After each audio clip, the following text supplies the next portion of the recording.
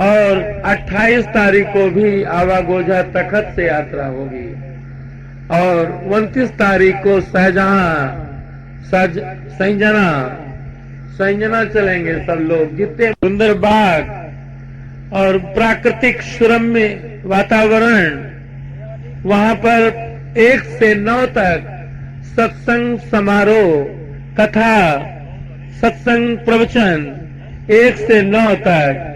10 को हमें बघौली कार्यक्रम में प्रस्थान करना है, इसलिए अभी 9 तक इस क्षेत्र में प्रवास, आवास, निवास और जहां पर चला जाएगा सब हमारे कुछ गाड़ियां भी होंगी, जैसे वो गांवों में जहां चलेंगे 1-2 गाड़ियां भी होंगी, क्योंकि हमारे संघ में सब जो भी होंगे विद्वान, प्रवक्ता, भक्त, संत, हमारे प्रोफेसर साहब भी होंगे और हमारे सब।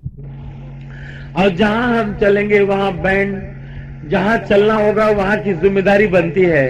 2 चीजें वहां होंगी, एक तो वीडियो कैसेट और बैंड। आगे बैंड बजता चले, पीछे वीडियो सेट कैसेट होती चले और बीच में सब भक्त संत चले और फिर 2-3 गाड़ियां हो, तखत पर भगवान हो और उसमें वो सब होगा, फूल और वो मखाने और सब फेंकते हुए, कीर्तन करते हुए बहुत कायदे से पूरे गांव को प्रदक्षिणा, परिक्रमा, संकीर्तन से पावन करना है और सबके जीवन को, पूरे गांव को सुंदर मंगलमयी सद्भावनाओं से, विचारों से, भगवत कृपा और आशीर्वाद से सबको भरना है। इसलिए सारे ग्रामवासियों के अमंगलों का निस्तारण करना है और मंगल, सुख, शांति से भरना है। इसलिए ये कार्यक्रम 30 तक यहाँ 1 से 9 तक ककराहा और 10 को प्रस्थान। बहुत लोग ककराहा नहीं जानते हैं, तो आवागोझा वालों से पूछ लें ककराहा कहाँ है, क्योंकि आवागोझा वाले सब बताएंगे। वहीं बिल्कुल आवागोझा के ही निकट बागों में ककराहा है, तो वहाँ तालाब भी है, ककराहा ताल, वहाँ नल भी है, वहाँ शारदा मैया का मंदिर भी है, वहाँ तो बड़ा सुंदर दिव्य स्थान है। तो 1 से 9 तारीख तक वहाँ सत्संग, प्रवचन, कार्यक्रम आयोजन। अब यहाँ पर बाहर से बहुत लोग आ रहे हैं, यहाँ 25-24 में बहुत भीड़ हो जाएगी, तिल धरने की जगह भी नहीं मिल पाएगी। जो पहले आएंगे वही यहाँ बैठने को पाएंगे, जरा सा भी लेट हो जाएंगे तो हो सकता है उन्हें पीछे जैसे वो लोग बेचारे टंगे हैं वैसे ही बैठना पड़ जाए कहीं। बहुत लोग तो ऐसे बैठे हैं जैसे मालूम मल रहा है कि वो पेड़ पर चढ़े कला कर रहे हों, देखो जैसे ना बैठे। चलो कोई बात नहीं, बैठो।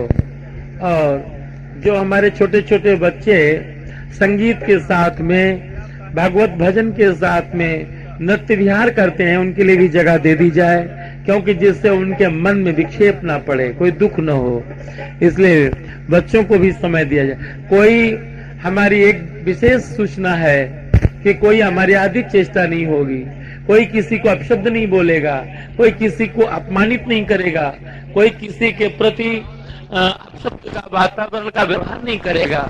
जो कोई आवे हाथ जोड़कर सबसे एक दूसरे से प्रेम से मिलेंगे, शिष्टाचार सम्मान करेंगे, क्योंकि राम राज्य वही है जहाँ एक दूसरे का आदर है। सबई मान प्रद आप अमानी, भारत प्राण समते मम प्राणी। जो कोई आवे शिष्टाचार करो, आदर। यहाँ तो भगवान शंकर की, हनुमान जी की अध्यक्षता में ये कार्यक्रम चल रहा है। जगदम्बा मैया की पावन अनुकंपा और कृपा से ये कार्यक्रम संचालित हो रहा है। संतों की छाया में, हनुमान जी की अध्यक्षता में, भोलेनाथ शंकर जी के पावन अनुकंपा और कृपा में, भगवती माँ जगदम्बा की पावन चरण शरण में, गुरु कृपा में ये कार्यक्रम सुचारू रूप से संपादित हो रहा है, संपन्नता की ओर जा रहा है, संचालित हो रहा है। इसलिए यहाँ जो रस है, सुख है, शांति है, ये हनुमान जी की, भगवान सीताराम की, गुरुदेव की, संतों की अनुकंपा और कृपा से। तो आइए पुनः जय घोष करें। उसके बाद थोड़ा सा 1-2 मिनट के लिए हमारे जो लखा जी हैं उनके द्वारा संगीत वादन, तत्पश्चात मंगलाचरण हम करेंगे, सत्संग। आइए 2 बार भगवत नाम वो जय घोष करें, फिर उनका वो संगीत वादन हो।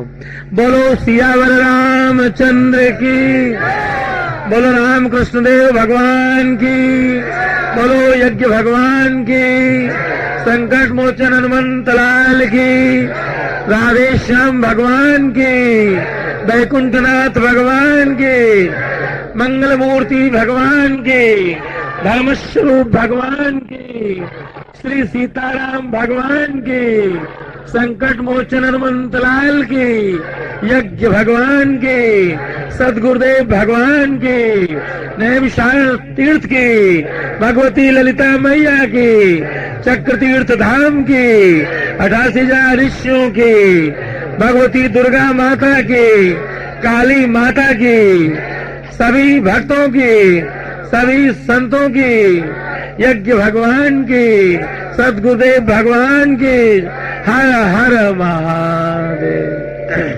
आइए संगीत वादन, तदुपरांत मंगलाचरण, सत्संग, प्रवचन। धन्यवाद।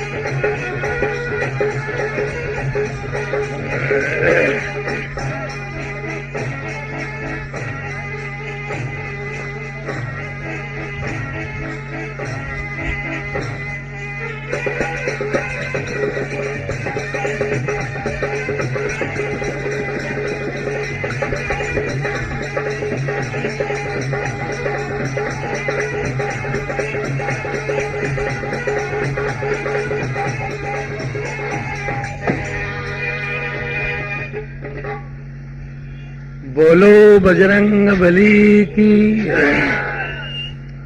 थोड़ा 2 श्लोकों में मंगलाचरण प्रभु का, तदोपरांत भगवान की कृपा से, सदगुरुदेव की पावन अनुकंपा और कृपा से थोड़ा पावन नाम, मधुर मधुर संकीर्तन, तत्पश्चात थोड़ी सी भगवत चर्चा, तदोपरांत बढ़िया पावन पवित्र दिव्य संकीर्तन।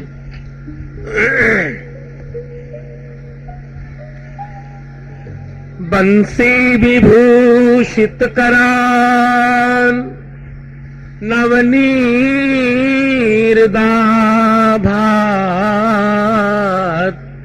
पीतांबरा दरुण बिंब फलादरुष्टा पूर्णेन्दु सुंदर मुखा नरविंद नेत्रा कृष्णात् परं किमपि तत्त्वमहं न जाने। लोकाभिरामं रणरङ्गधीरं राजीवनेत्रं रघुवंशनाथम् कारुण्यरूपं करुणाकरन्तं श्रीरामचन्द्रं शरणं प्रपद्ये।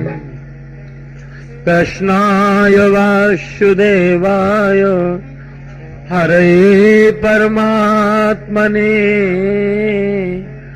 प्रणतात् क्लेशनाशाय गोविन्दाय नमो नमः।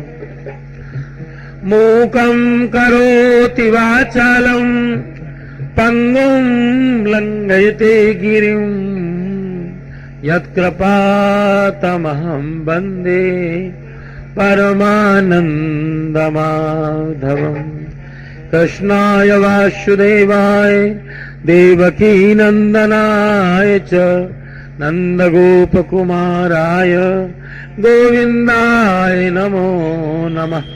गुरुर्ब्रह्मा गुरुर्विष्णु गुरुर्देवो महेश्वरः गुरुर्साक्षात् परब्रह्म तस्मै श्री गुरुवे नमः।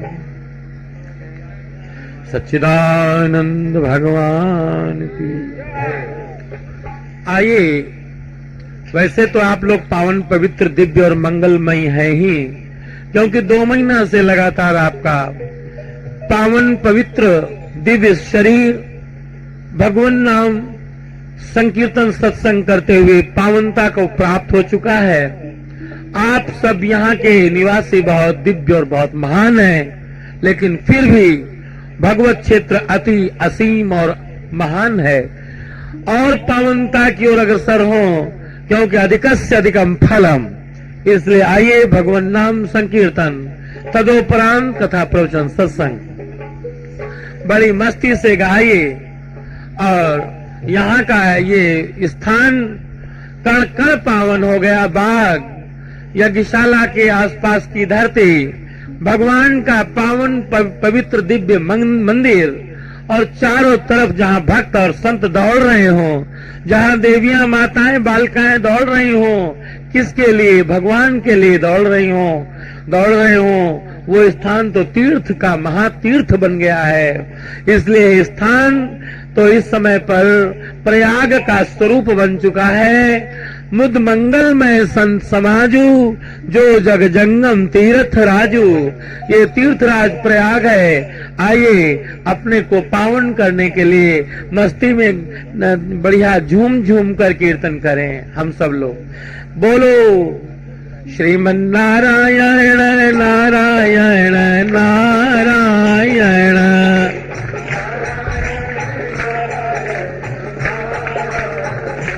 श्रीमन नारायण नारायण नारायण।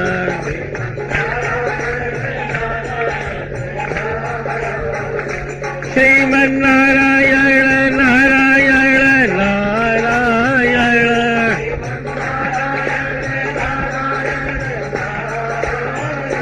भजमन नारायण नारायण नारायण।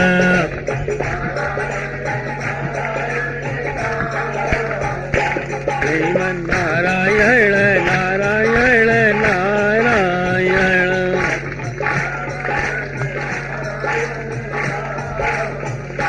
श्रीमन नारायण नारायण नारायण। ताली बजाओ। हरिओम नारायण नारायण नारायण। ताली बजाओ। भजमन नारायण नारायण नारायण।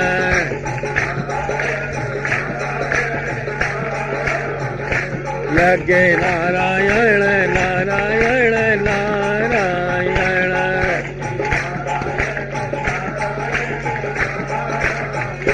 सत्य नारायण नारायण नारायण।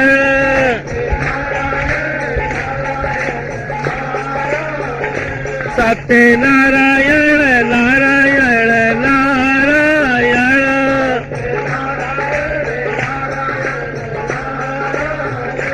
बद्री नारायण नारायण नारायण।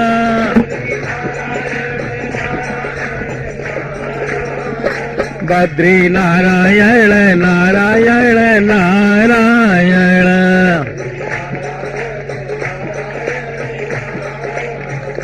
हरिओम नारायण नारायण नारायण।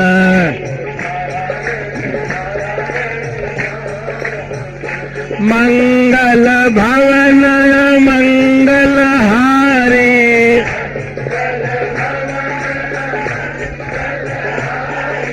गवहु सो दशरथ अजिर बिहारे।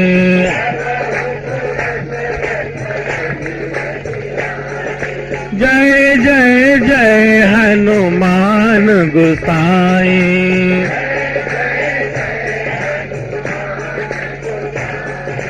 करहु कृपा गुरुदेव की नाई।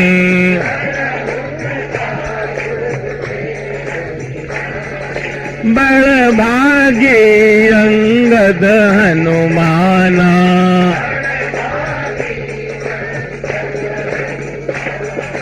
चरण कमल चापत विधि नाना।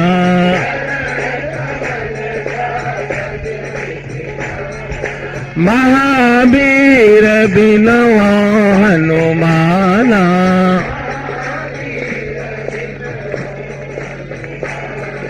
राम जासु यश आप बखाना।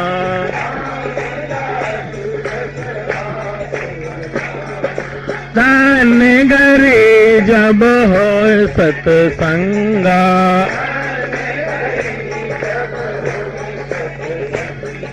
धन्य भूमि जहाँ पावनी गंगा।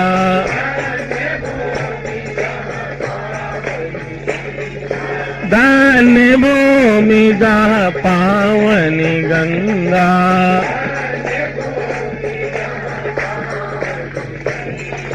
श्रीमन नारायण नारायण नारायण।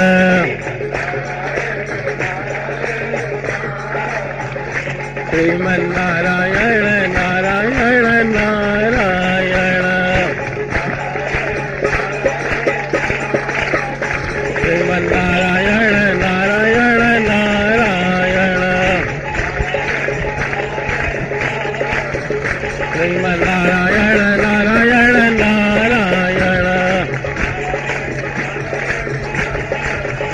लक्ष्मी नारायण नारायण नारायण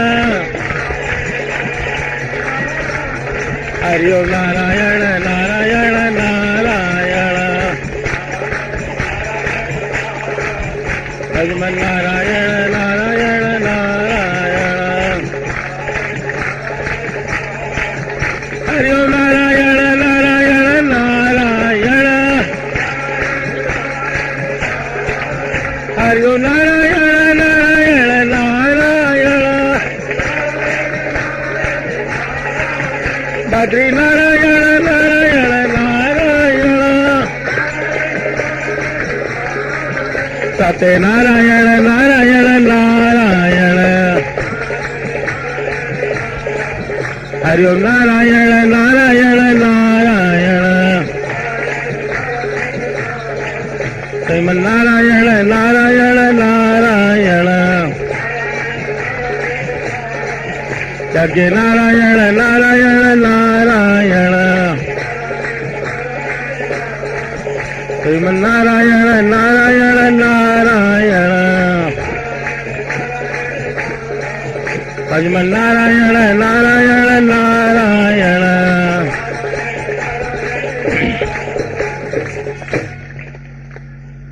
कितनी जगह एकदम जहां तहां रोक दिया। बोलो सियावर रामचंद्र की। ये भी आश्चर्य है।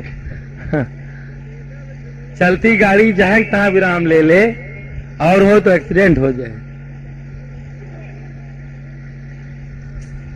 बहुत हर्ष का विषय, बहुत प्रसन्नता की बात। प्रचुर मात्रा में उपस्थिति का दर्शन करके बहुत हर्ष किया। आप लोग कितनी जिज्ञासा से भरे हुए हैं, कितना प्रेम प्रभु के प्रति है। शास्त्रों में लिखा है कि जो लोग भगवान की कथा रोज सुनने आवे उनको बड़े मन से सुनाना चाहिए। गोस्वामी जी ने कहा जो भागते हुए आवे, जोर से आवे, दैनिक आवे, उनको बड़े प्रेम से भगवान की कथा बड़े मन से सुनाना चाहिए। और किसको नहीं सुनाना चाहिए और किसको सुनाना चाहिए, ये दोनों बातें रामचरितमानस में कह दी गई हैं।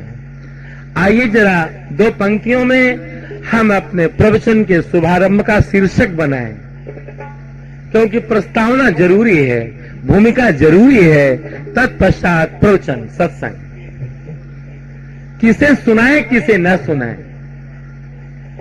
राम कथा के ते अधिकारी राम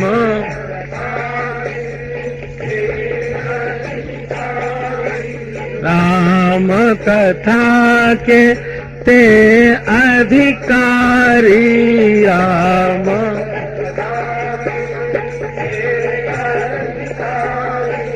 जिनका सत्संगति अति प्यारी जिनका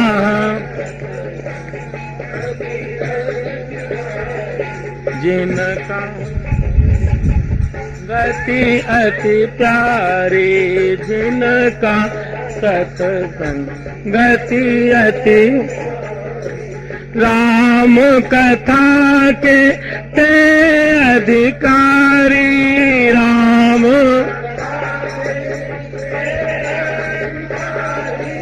जिनका सत्संगति अति प्यारी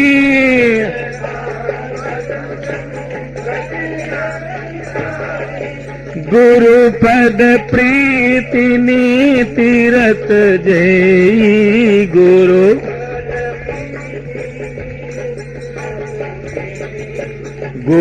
पद प्रीति नीति रत जय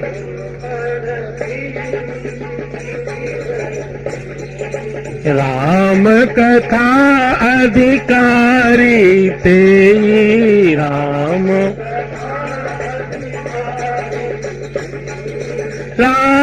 कथा अधिकारी ते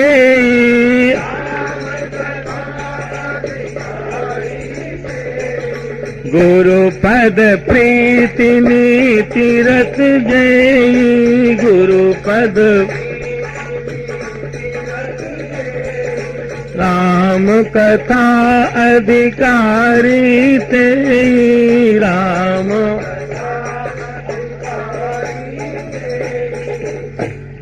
भगवान की कथा के अधिकारी कौन है? जो लोग कथाओं में आते हैं उनको उतनी देर तक माया छोड़ देती है। जब तक आप कथा में बैठेंगे तब तक आपके ऊपर माया का असर नहीं रहेगा। एक बार हम जंगल में रहे थे, एक चरवाहा वहां भैंसें चरा रहा था, तो हमने देखा कि भैंसों के डांस मच्छर बहुत काट रहे थे। हमारा देश तो बहुत महान रहा है। एक चरवाहा गया भागता हुआ और अपनी भैंसों को हाँक लाया। हमने कहा कहां लिए जा रहे हो इसे? तो उसने कहा सब हम मच्छरदानी लगाएंगे भैंसों पर। हमसे कहा सब भैंसों पर मच्छरदानी लगाएंगे। हम कहा क्या मतलब? कहा अभी देखना किसी भैंस पर मच्छर और डांस नहीं काटेंगे। हमने कहा कैसे, क्या करोगे? तो वहां एक सरोवर था, उसमें उसने सब भैंसों को भर दिया। सरोवर में जैसे ये तालाब है, अब थोड़ा सा मुंह भैंसे निकाल लिया और उस सरोवर में, उस तालाब में भैंसें कम से कम 20 भैंसें बैठ गई। अब मच्छर ऊपर बन बन बन बन करें, तो हमने उससे कहा ये मच्छर नहीं काट पा रहे हैं भैंसों को, तो कहा ये सब सरोवर में बैठ गई हैं। अब इनका थोड़ा सा मुंह ऊपर को है तो मच्छरों की ताकत नहीं वहां पहुंच जाए, वहां पहुंचेंगे तो डूब जाएंगे। हमने कहा फिर क्या करना चाहिए? उसने कहा अब आप ही सोचो क्या करना चाहिए। हमने कहा हमको समझ में आ गया कि जब जीवों के माया वाले डांस मच्छर काटें तो कथा सरोवर में जाके बैठ जाए। अब इस समय तुम लोग सरोवर में बैठे हो, बोलो कोई मच्छर डांस तुमको काट रहे हैं इस समय? यहाँ पर कोई चिंता उनता है तुमको? क्योंकि तुम सरोवर में बैठ गए हो। और यही तुलसीदास जी रामायण में लिखते हैं यही बात। मन कर विषय अनल बन जरई, मन कर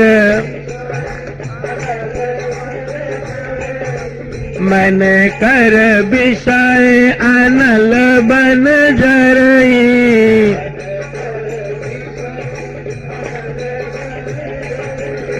होई सुखी जो यही सर परई,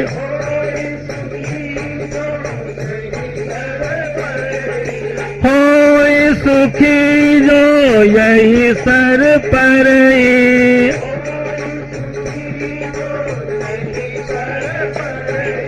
राम कथा सुंदर कर तारी,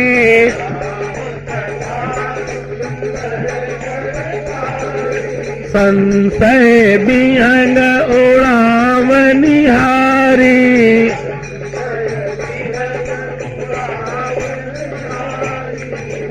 संशय विहंग संकटों से मुक्त करने वाली, समस्याओं से संघर्षों से छुड़ाने वाली ये भगवान की कथा है।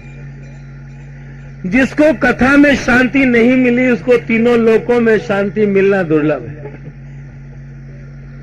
भगवान जब हमसे एक संत कहते थे कि जब जनता कृपा करती है तो संसद में भेज देती है, जब जनता कृपा करती है किसी जीव पर तो संसद में भेज देती है, और जब जनार्दन कृपा करते हैं किसी जीव पर तो सत्संग में भेज देते हैं।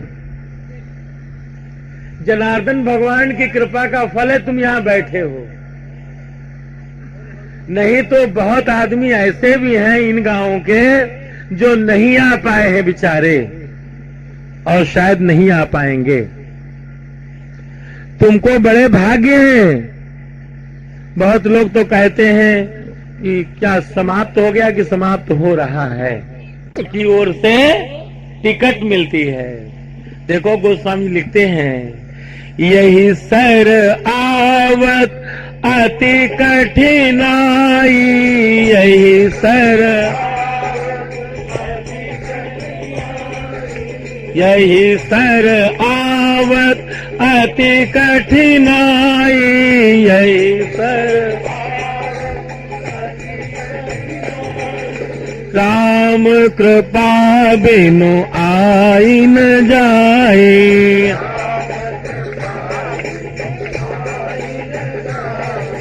राम कृपा बिनु आई न जाए।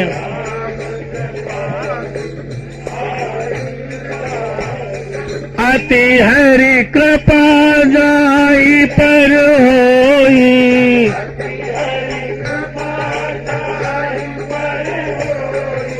अति हरि कृपा जाई पर होई।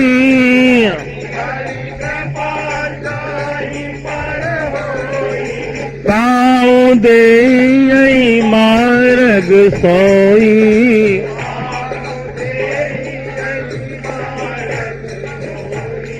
पाँव दे यही मार्ग सोई।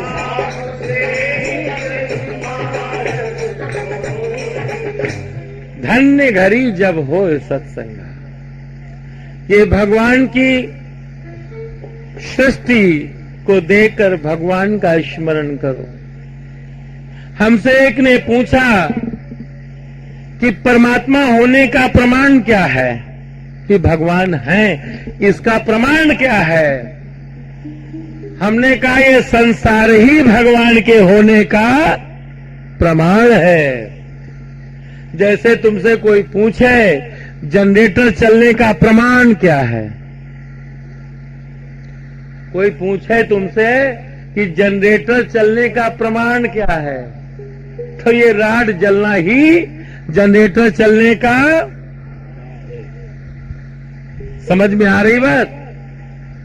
तुमसे कोई पूछे कि तुम्हारे भीतर आत्मा के भगवान के होने का प्रमाण क्या है, तो तुम हाथ उठाए उठाए कहो ये हाथ उठना ही भगवान के होने का। वाह वाह, क्या बात। और जिनके भीतर भगवान नहीं है वह बेचारे गंगा के किनारे स्वाहा स्वाहा करके जल रहे हैं, लपटें निकल रही हैं। कोई पूछे कि यहाँ पर वीडियो कैसेट बनने का प्रमाण क्या है, कोई पूछे यहाँ वीडियो कैसेट बनने का प्रमाण क्या है, तो ये लाइट का होना ही वीडियो कैसेट का प्रमाण है।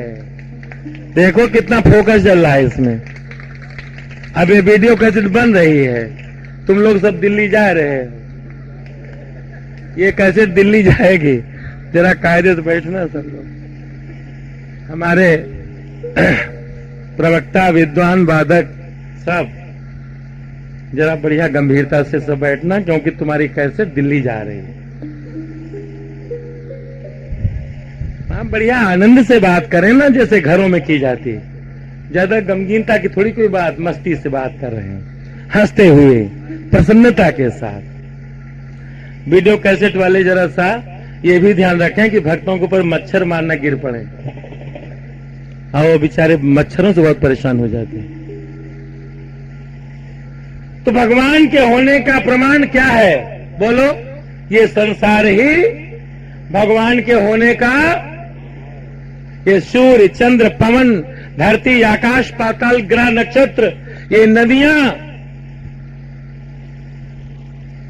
एक बार एक छोटा बच्चा था, जरा एक घटना मुझे याद आ गई। एक बार एक छोटा बच्चा था, तो उसका मन पढ़ने में नहीं लगता था,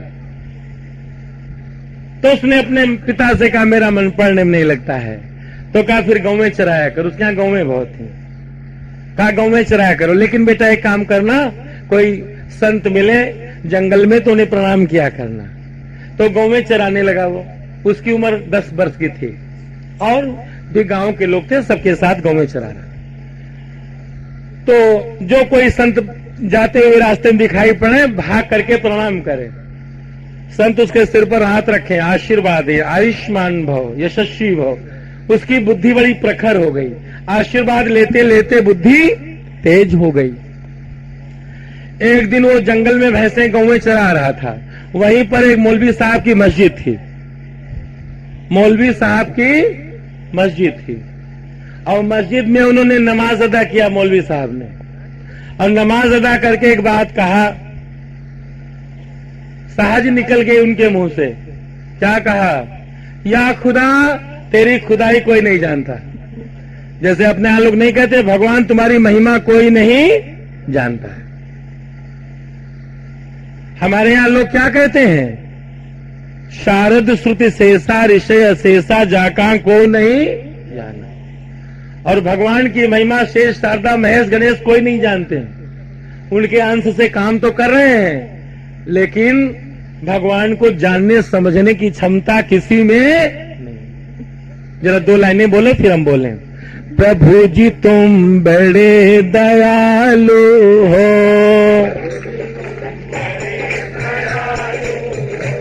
प्रभु जी तुम बड़े दयालु हो,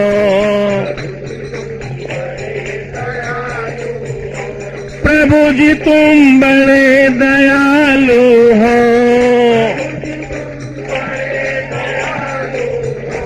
प्रभु जी तुम बड़े कृपालु हो, प्रभु जी तुम बड़े दयालु हो।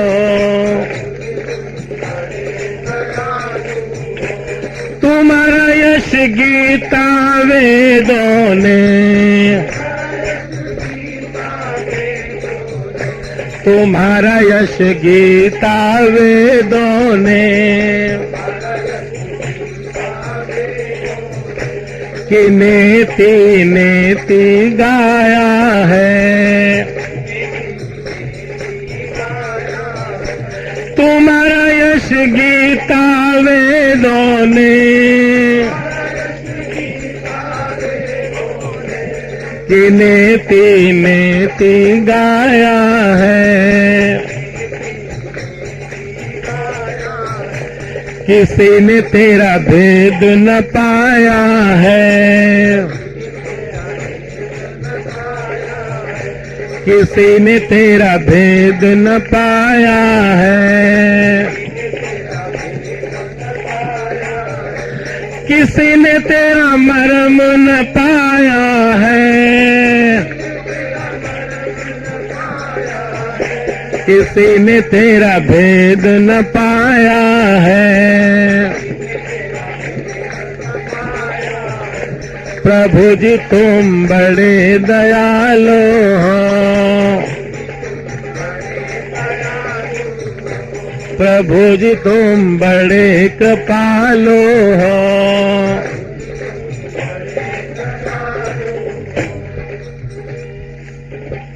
हमारे संतों ने गाया भगवान की महिमा अनंत है।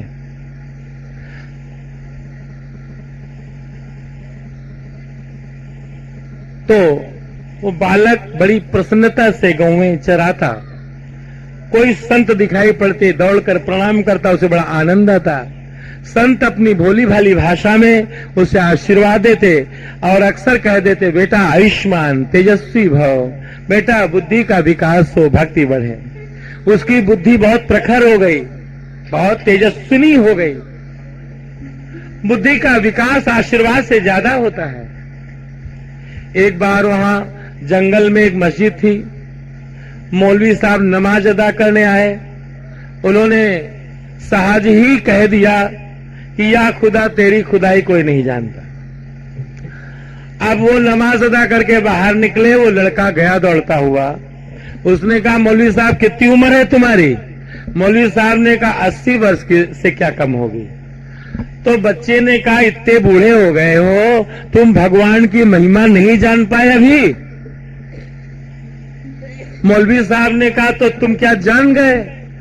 बच्चे ने कहा, भगवान की महिमा कौन बहुत कठिन है, मैं जानता हूं। मौलवी साहब ने कहा, बताओ। उसने कहा, वाह इतनी बड़ी बात इतनी सरलता में बता दें? अरे जिसको तुम 80 वर्ष में नहीं जान पाए तो ऐसे ही बता दें? बोलो, बता देंगे क्या दोगे?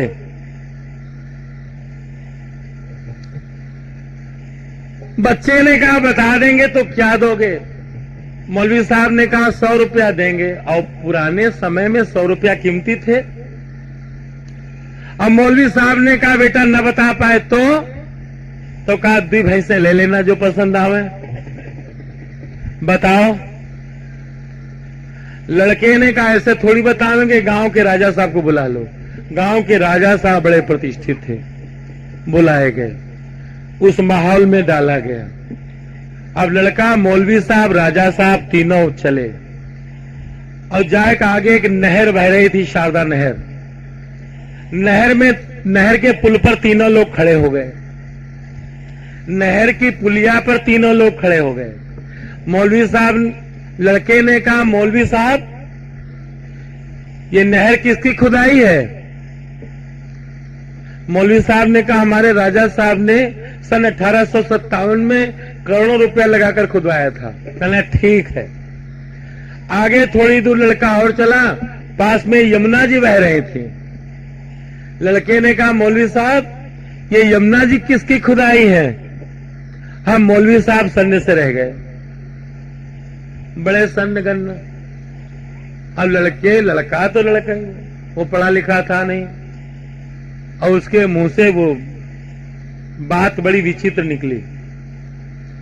उसने कहा मौलवी साहब ये खुदा की खुदाई नहीं, क्या तुम्हारे बाप ने खुदाया इनको? बोलो किसने खुदाया? राजा साहब ने कहा मौलवी साहब 100 रुपए निकालिए, बात बिल्कुल पक्की है। ये गंगा यमुना गोमती घाघरा शारदा ये किसने खुदाया? निकालिए 100 रुपया।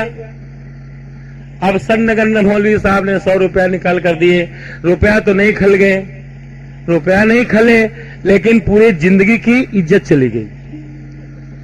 अब बड़े सन्नगन्न शर्मिंदा घर आए, बड़े सुस्त। उनकी लड़की ने कहा पिताजी आज बहुत सुस्त हो, क्या बात है? पूरी घटना बताया।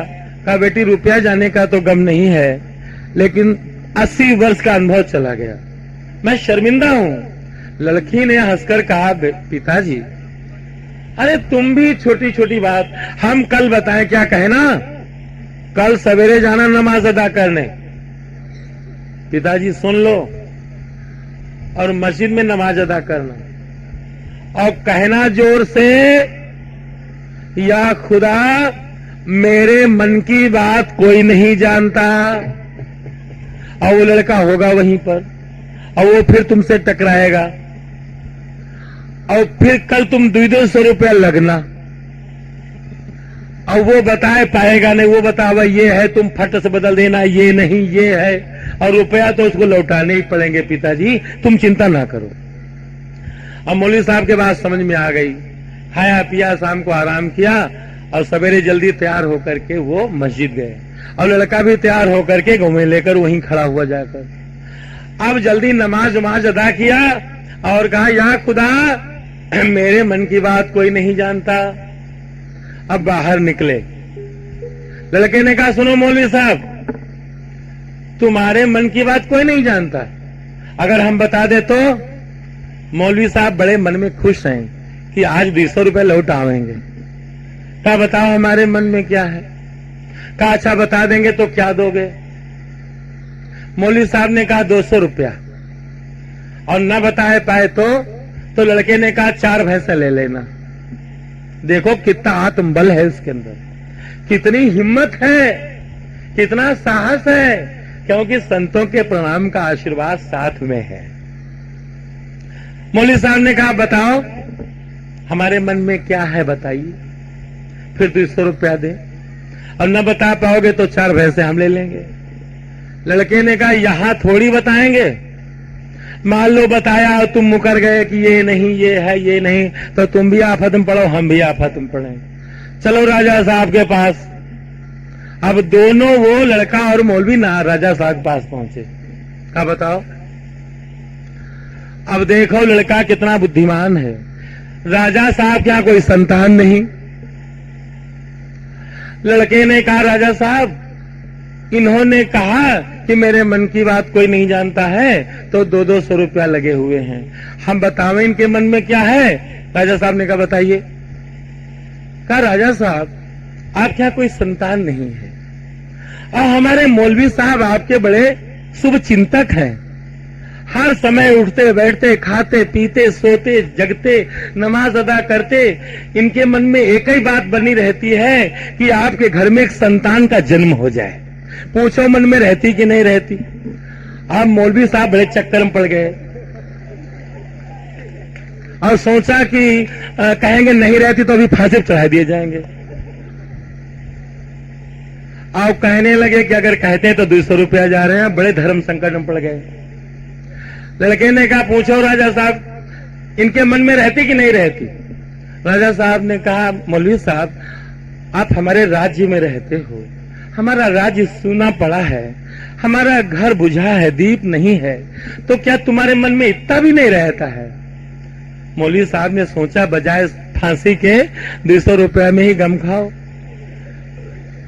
मौलवी साहब ने कहा अरे राजन वाह, हर समय उठते बैठते सोते जगते खाते पीते नहाते धोते हर समय हमारे मन में एक ही इच्छा रहती है कि आपके घर में एक संतान का जन्म हो जाए। तो बच्चे ने कहा रहती तो निकालो 200 रुपया। फिर अब ये देखो भगवान की लीला। अब 200 रुपया फिर निकाले और मारे शर्मिंदगी के कारण सिर ऊपर न हो। लड़के ने कहा मौलवी साहब चिंता न करो, कल कोई फिर प्रश्न लाना उत्तर देंगे और कल 1,000 रुपया लगेंगे हम तुमसे। मौलवी साहब ने कहा हट जाओ सामने से, परसों 100 रुपया ले लिए, आज 200 रुपया ले लिए, कल 100 रुपया ले लिए, बिना बातों की बात ले लिए। तुम्हारी खोपड़ी है कि कोई कंप्यूटर है? ये बताओ इतना दिमाग लाए कहां से तुम? 10 वर्ष की आयु नहीं 80 वर्ष को मिट्टी मिला दिया, कहां से लाए इतनी बुद्धि?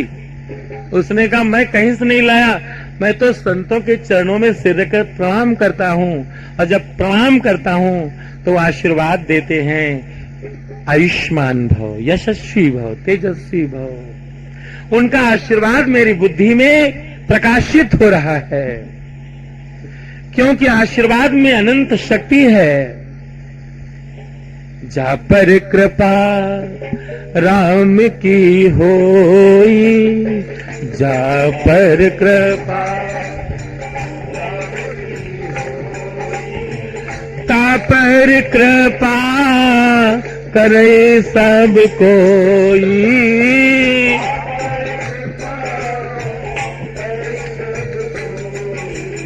जा पर कृपा राम की होई, जा पर कृपा ता पर कृपा करे सब कोई।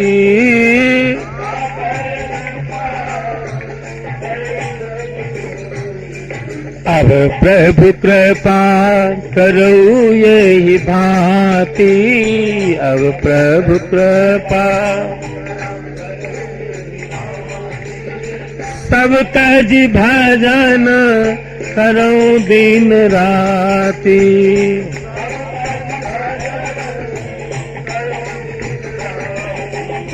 सब तज भजन करो दिन राती, सब तज भजन।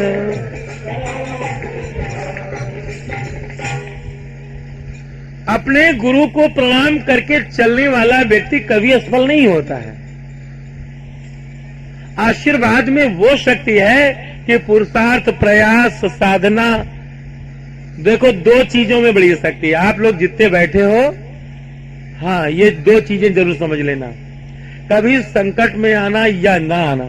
हम तो कहते हैं कभी संकट में आने ही ना तुम लोग। हम सद्भावना करते हैं, आशीर्वाद देते हैं कि जितने हमारे यहाँ भक्त बैठे हैं किसी के ऊपर कभी सपने में भी संकट ना आए। लेकिन एक काम जरूर रोज करना, भगवान को 2 चीजें बहुत प्रिय हैं, एक तो प्रार्थना, एक प्रणाम। हमारे यहाँ रोज प्रार्थना होती, रोज करते सब लोग। ये प्रार्थना रोज किया करना। दैनिक किया करना। कथा सुनने मात्र की थोड़ी कोई चीज है, प्रयोग वाली चीज है। रोज प्रार्थना करना। अरे गजराज ने प्रार्थना किया, द्रौपदी ने प्रार्थना किया, किसने नहीं प्रार्थना किया? सारे दुखों को हरण करने वाले भगवान हैं। सुआ के पढ़ाए थे प्रार्थना का परिणाम, सुआ के पढ़ाए थे गणिका होन बांध लियो, सुआ के पढ़ाए थे, सुआ के पढ़ाए थे गणिका होन बांध लियो, सुआ के पढ़ाए थे कुंजर हुन बांध लियो, करुण पुकारते,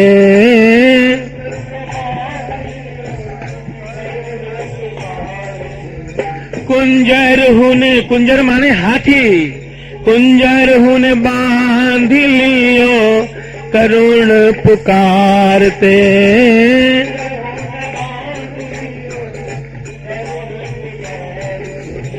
दुई मुट्ठी चावर ते, दुई मुट्ठी चावर ते सुदामा हुन बांध लियो, दुई मुट्ठी चावर ते,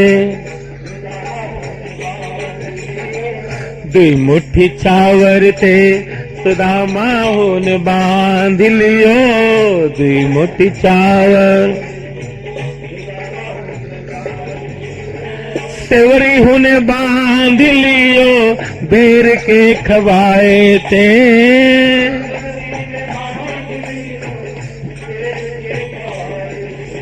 सेवरी ने बांध लियो, बेर के खवाए थे।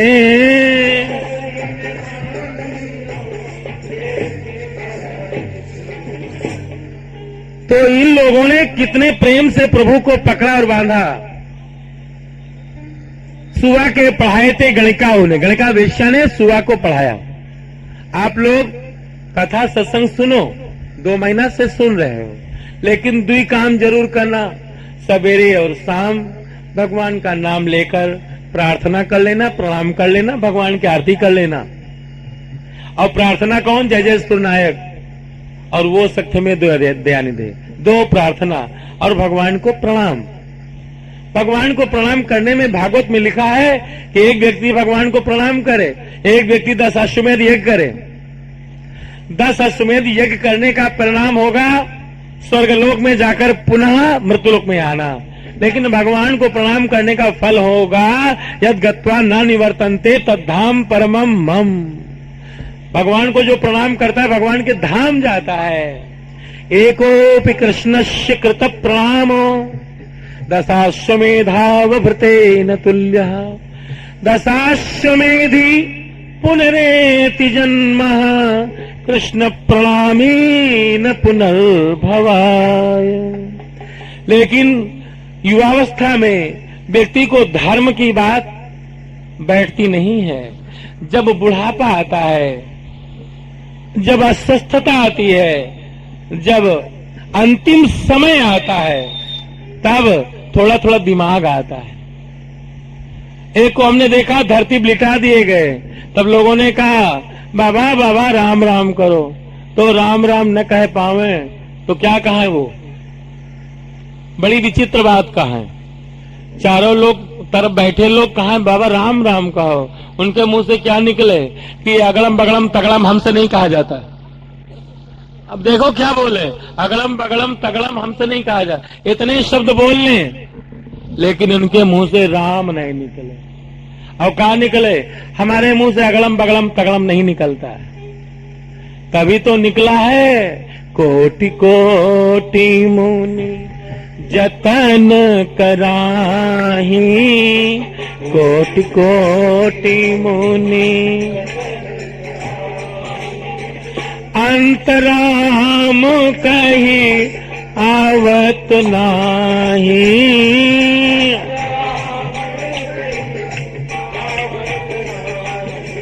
कोटि कोटि मुनि जतन कराही,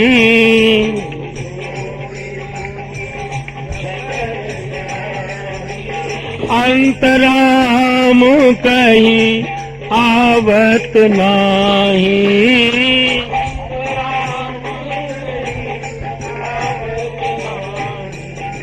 अंत में राम निकलना बड़ा दुर्लभ है।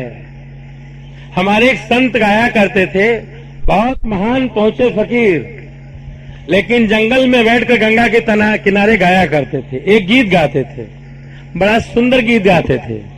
क्या कहते थे? आप भी जरा बोलो। जीवन गुजर गया तो, जीवन गुजर गया तो जीने का ढंग आया। जीवन गुजर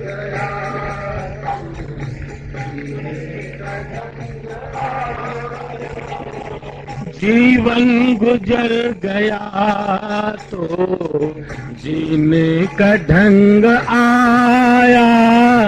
जीवन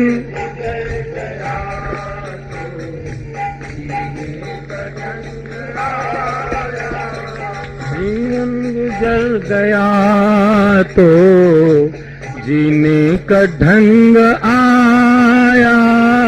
जीवन गुजर गया तो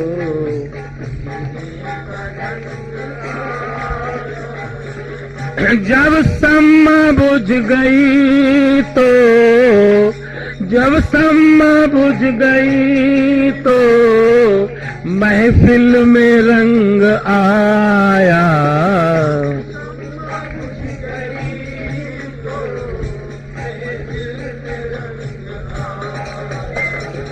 जीवन गुजर गया तो जीने का ढंग आया। जीवन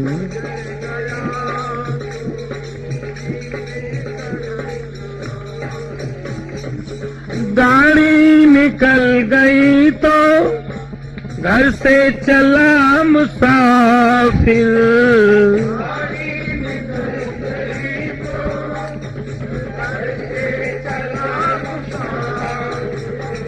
गाड़ी निकल गई तो घर से चला मुसाफिर।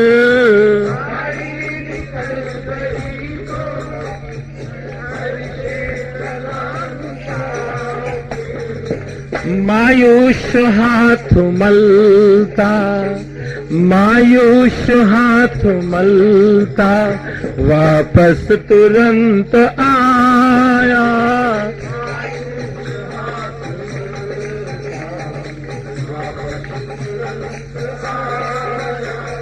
मायूस हाथ मलता वापस तुरंत आया।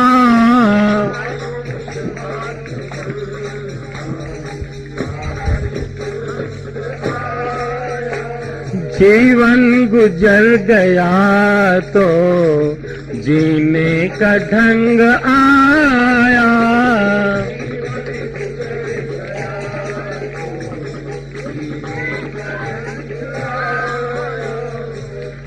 जब बूढ़े तन ने अपने हथियार फेंक डाले,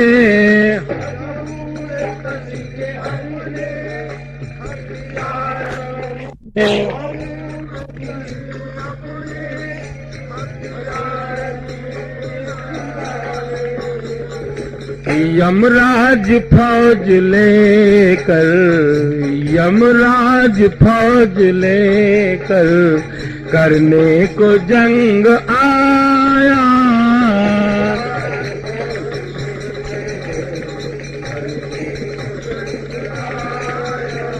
यमराज फौज लेकर करने को जंग आया।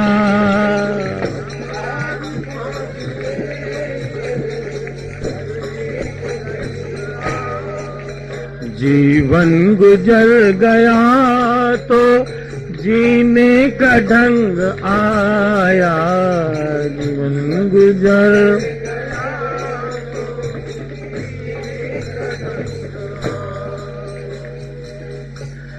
जीवन गुजर गया तो जीने का ढंग आया। वास्तविकता से आखिरी समय में, अंतिम श्वासों में व्यक्ति को जीने जैसा कुछ मतलब समझ में आता है। और एक लाइन, फुर्सत के वक्त ना कभी, कितना समय बेकार चला जाता है।